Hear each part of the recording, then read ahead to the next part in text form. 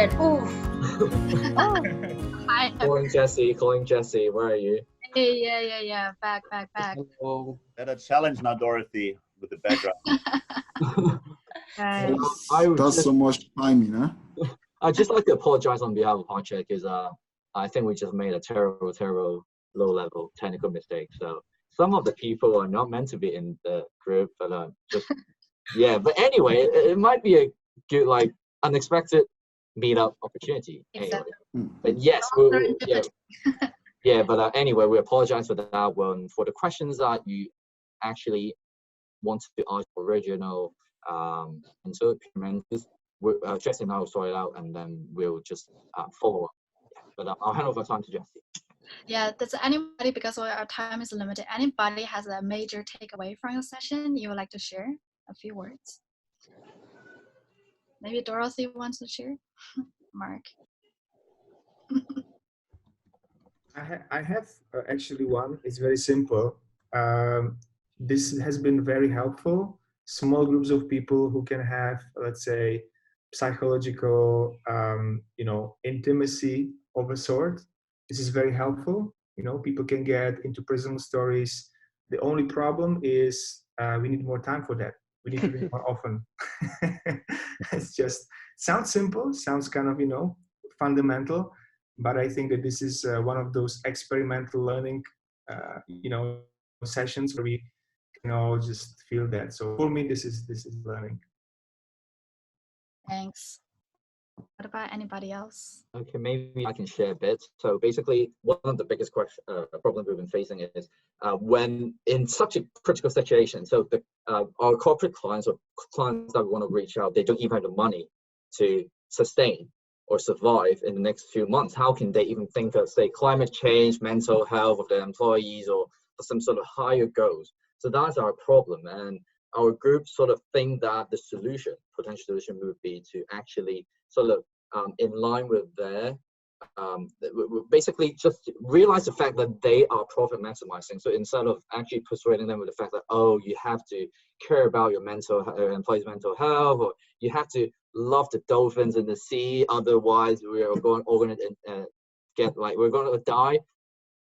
It would be better to go in line with the agenda. Basically, if they want to profit maximize, we sort of get in line the idea of profit maximization and our higher goal together. And we can do that, I think, by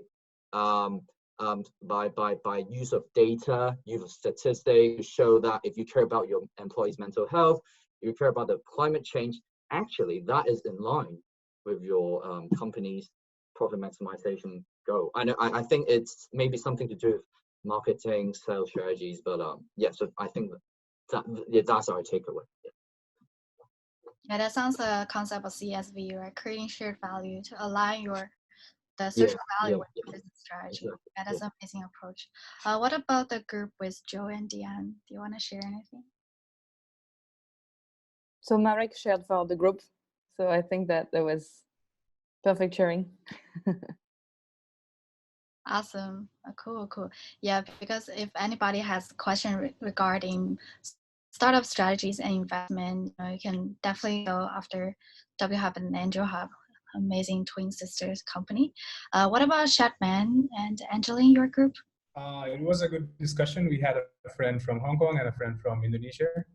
And we kind of found that all the regions, everyone is facing the same problem. And what I personally also can see is that not just the NGOs, rather, startups will also face the same problem. So everyone is in it together.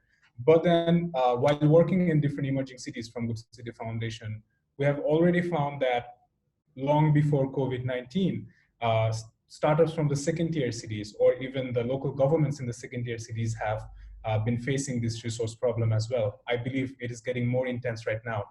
So I would say that post-COVID, it's a call for cross-sectoral and cross-regional collaboration. So we can see that how NGO to NGO, also city to city, can collaborate to survive. The city has its own strength, and we can help different other cities to go through this, and where Hong Kong as a major city in the region can play a big role. So that was my kind of reflection from the breakout. Thank you.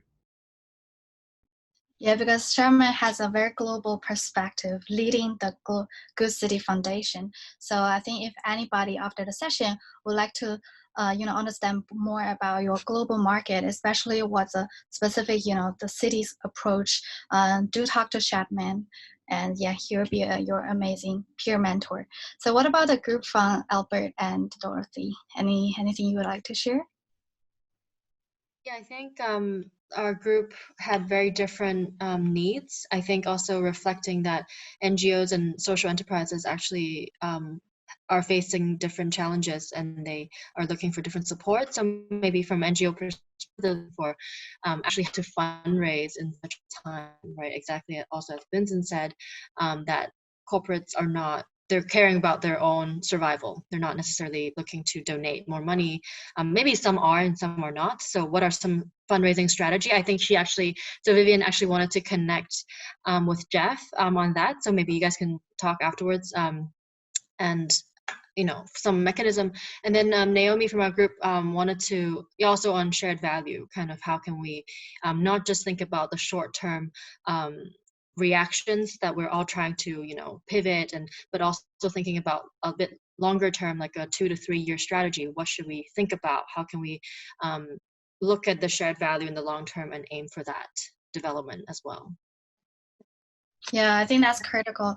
So on that note, I think including Dream Impact, but also the Good Lab and Shared Value Projects Hong Kong are experts in creating the long-term strategy to help you to actually improve your pitch to the corporates and to the funders, and to enhance your claim to that money, because that's also help them to make more profit while doing more good.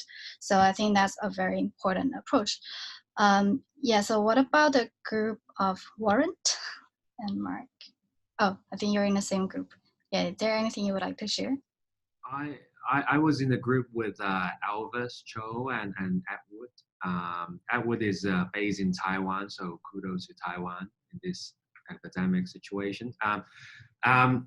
So basically, Edward had an issue about having difficulty to engage with people in Taiwan for the youth work that he's been doing. I guess pretty much I share some of my personal experience and some of the organizations who are doing kind of more digital community tour in Hong Kong as a case to him, and I guess hopefully that gives him a little bit more inspiration around how he might be able to do community engagement in Taiwan digitally. On the other hand, Elvis is based in Hong Kong, and he has just recently rented a major venue in Hong Kong. Obviously, that represents a major financial burden on his organization. So we've been discussing about, one of the points that I mentioned earlier is around being bold to ask for things. So one of the things that immediate actions that we've been suggesting or discussing is to ask the landlords and developers in Hong Kong to actually reduce rent. I think, to be honest with you, a lot of the landlords and developers are open to that sort of conversations now, because if they're not doing that will create bad image for them, and also that's kind of the general vibe and consensus around trying to help small and medium enterprises in Hong Kong through this particular challenge. And obviously there are fundings from the Anti-Epidemic Fund to help with SME as well, and the GCSE, the General Chamber of Social Enterprise in Hong Kong, as well as the HKCSS are helping SMEs in Hong Kong to get those funding. So those are the things that would hopefully help Elvis and probably many of you here to think about, relieving some of the financial burden you are experiencing in your organizations. Right. Yeah, that's a very good suggestion. Maybe we can have a lobby group that can lobby all the landlord, collectively. Yeah, I think that would be very powerful. So let's finger crossed. So last two group was from Vincent. Oh, 3 groups. So Vincent, is there anything from your group? Is there anything, Dr. Adrian Lowe, you would like to add? Maybe, yeah. I think, yeah, in the group that I was in, I think the takeaway was to, create something, right? And to collaborate with all the stakeholders. For me, I'm so honored, to be able to work with HeartChat so that we can, at one point we can, solve societal issues, and on the other hand, we can, make some money out of it. So it's like two sides of the equation, right?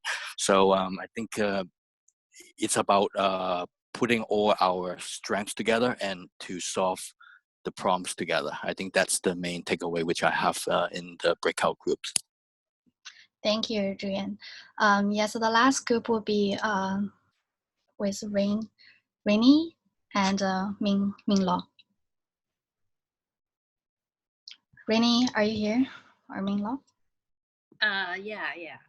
Yes, our group actually talks about how we can take care of our emotional well-being during this very difficult time. And one interesting finding is that we can redefine the concept of connection, because especially during all these social distancing times, we think that it is actually a very good timing for us to do something that we are embarrassed to do face-to-face. So for example, we can say nice things to our coworkers like, oh, I'm so grateful having you too, because we have been working together for so many years, and then you are actually part of my life, something like that. And then you can, and we actually try that out in our own different projects, and it works really well in bonding us together. And this might be the first time we say I love you guys in 5 years. So we think that we talk about how we can turn challenges into opportunities. So that's what we believe, we make use of this social distancing to do something which is even better and that you wouldn't do face to face otherwise. So that's the greatest takeaway in our session. Thank you. That's a great point. What about actually one last group is Jeff? Jeff, do you like to share anything? Yeah, no, that was a great. I love that. I love just that we sit in a room like that and have a chat with people we've never, we do have this shared interest. We are here. We're passionate about doing something that's meaningful and we want to make change, and we're using our time wisely. I think that was a really good chat. I got to meet two people that have two different passions, and I think I think that I would encourage them to just keep attacking that, and no, this is a really cool event. I really appreciate the opportunity to be here tonight. I really, I like these types of chats. I like the idea of focusing on creating an incredible organization that really thinks big, and I think when you can do that and you can create a product that's awesome, the money's going to follow. With Impact HK, we're killing it financially, to be frank, in this time, and there's a lot of opportunities out there. I'll give you one example. We do a lot of CSR, corporate social responsibility. We do a lot of that. We do about taking, JP Morgan and HSBC on the streets, informing them and teaching them about why we do it, how we do it, and the importance of caring for people. And it's a really big part of our charity, in a holistic approach, is informing society the importance of care. But during this time, there are no CSR, right? We're losing, typically that's about a $70,000 to $90,000 a month program for us, our CSR program. But next week I'm working with Apple, so we're going to do CSR with Apple, but we're going to do it through Zoom. They won't use Zoom. I can't remember what they're going to do, but we're going to do an online thing like this. So we're going to have a sharing with their employees, and Apple has in their CSR program, they have a price per head. So it's it's just, you can adapt, and there are a lot of people, looking to give money. A lot of corporates, they have that CSR pool of money that they can't spend now. So if you can approach them, be creative about having a CSR activity like this, I think that actually it's a really good opportunity. Thank you, Jeff. So with all this have said, I just wanted to say, don't be shy to say, I love all these people in the community because we all love to support you.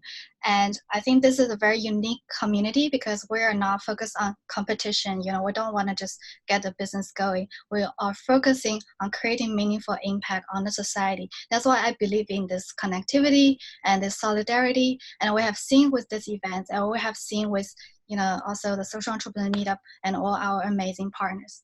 So thank you again. We're really overrun, but everyone who has stayed here really also see the meaning and the value of this event. So thank you so much. And us panelists and our speakers, our mentors especially, we will follow up on the email on the questions you have asked and also the next steps. So how are we going to help you to tackle some specific challenges more specifically? So we'll follow up on an email.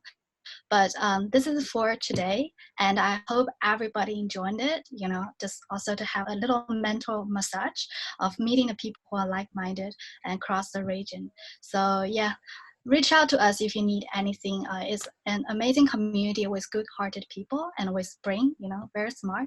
So yeah, love to see you again in the next event. And before that, good night, and have some good rest, and while keep your business and NGO going also to what do you call it, like make an impact or change the world without losing your mind. So that's all for today, and thank you everybody. Hope you have a lovely night. Good night, guys. Take care. Bye. Bye. Bye. Bye bye. Hi, everyone. See you guys. Have a good night. Night. I do not want to